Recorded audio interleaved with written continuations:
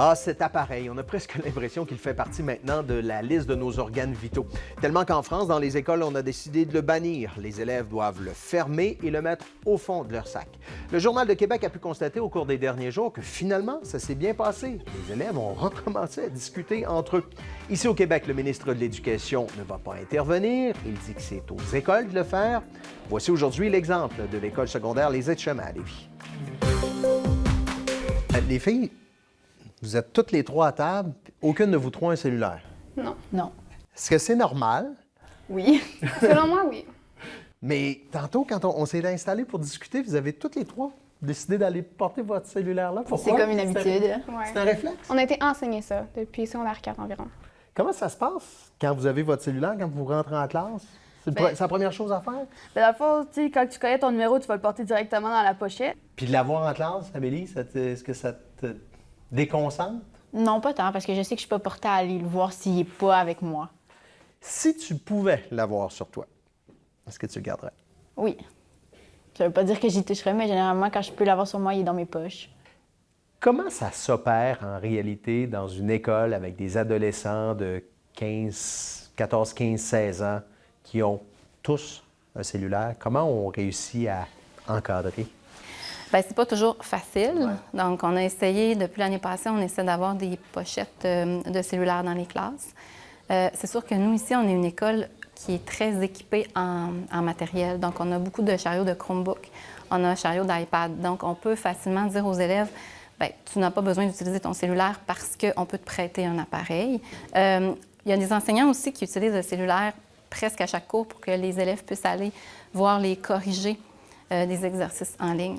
Mais ce qu'on s'est rendu compte, c'est que quand l'élève prend son propre appareil, il est déconcentré par les notifications qui entrent. Alors que s'il prend un appareil qu'on lui fournit, il n'y a pas de notifications qui entrent et il est plus concentré dans le travail. Et l'élève à qui vous dites « non, tu ne prendras pas ton cellulaire », est-ce que vous avez l'impression qu'on lui arrache un bras?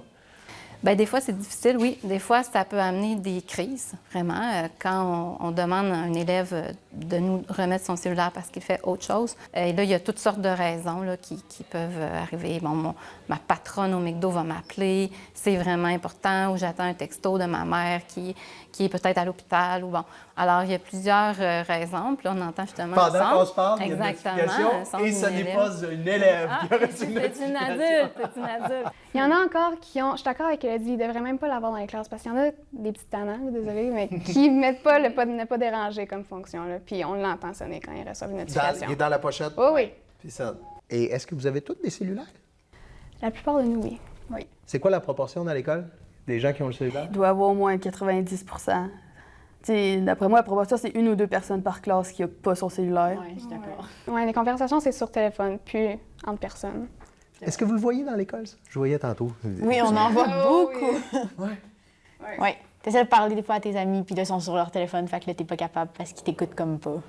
Ce qu'on veut aussi... Je vais attendre... Là, votre cours commence. Oui, c'est ça. Et là, en principe, les élèves vont entrer. Oui, ils vont déposer dans la pochette, en Et principe. qu'est-ce qu'ils vont faire? Ils vont déposer en fonction de leur numéro. OK. Ce qu'on s'est rendu compte aussi, le cellulaire en classe, c'est qu'on s'est dit que si l'élève, il peut avoir 4 fois 1h15 dans la journée, avec une pause de vie sociale, parce qu'on a vu des fois, moi j'ai été témoin de ça, un gars qui laisse sa blonde par texto et la fille qui se met à pleurer dans le cours parce qu'elle l'a vu, le texto. Bien, des histoires comme ça, exemple pas celle-là, mais tu sais, des histoires que tu apprends une mauvaise nouvelle par texto en plein milieu du cours, moi, ça m'est déjà arrivé dans ma classe. Mais tu sais, tu essaies de pas réagir, mais c'est plus fort que toi, là, mais en même temps, t'aurais pas été mieux de le savoir à la pause parce que t'aurais été triste pour le cours d'après, fait que tu sais, je trouve que des mauvaises nouvelles, il n'y a jamais de bon moment pour les apprendre. Non, ça fait quand même, je dirais, un bon 5-6 ans qu'on est habitué de gérer ça, mais ça a été difficile de trouver une façon cohérente de le faire. Puis quand c'était nouveau au début, bien, au début, j'avoue qu'on ne savait pas quoi faire avec ça.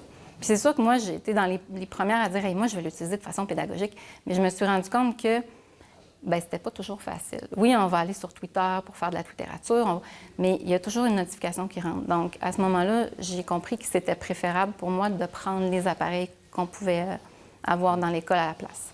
En France, le cellulaire est carrément interdit dans l'école. Oui.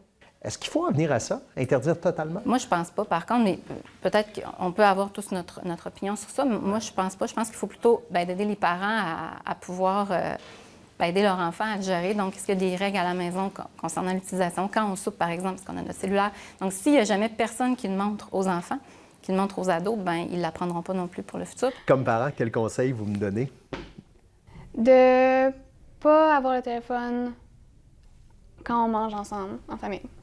Ouais, mes parents aussi ils font ça. J'ai pas le droit d'utiliser mon téléphone quand on soupe. Est-ce que les parents ont un rôle même plus important que l'école là-dessus, sur le contrôle Oui. d'utilisation? Oui.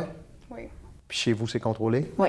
Même qu'avec les appareils Apple, maintenant, il y a une option de temps limité où certaines applications, tu peux empêcher, exemple, après 15 minutes que tu l'as utilisé, tu n'as plus le droit de l'utiliser. Ça, c'est quand même bien. Oui, mes parents me l'ont obligé. Je veux savoir comment ça marche. Merci beaucoup, les filles. C'est correct, on vous laisse aller. Merci.